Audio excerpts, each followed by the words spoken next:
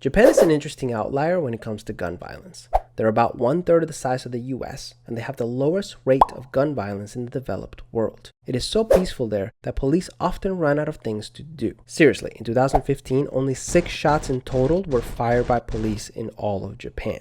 Japan's success is the result of several factors, including a history of wars, Japanese culture, and their current gun laws. The general feeling among Japanese citizens is that war and violence is terrible for the country, so they should do everything in their power to avoid going back to that. As a result, Japanese gun laws start with the premise that guns should not have a role in civilian society.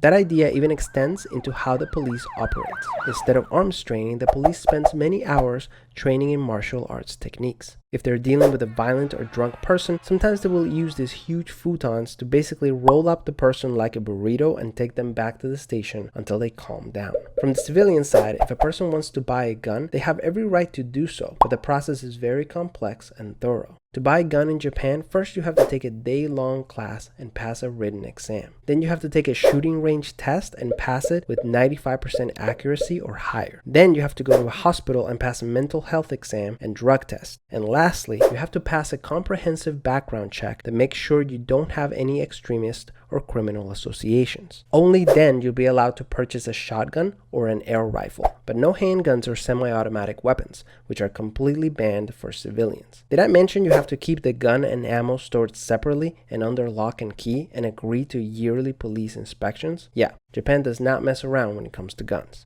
And the results speak for themselves. It's incredibly hard for would-be mass shooters to get their hands on weapons that can cause a lot of harm. The consequence is that total gun deaths in Japan are often in the single digits, compared to 33,000 annually in the United States. So what can you do?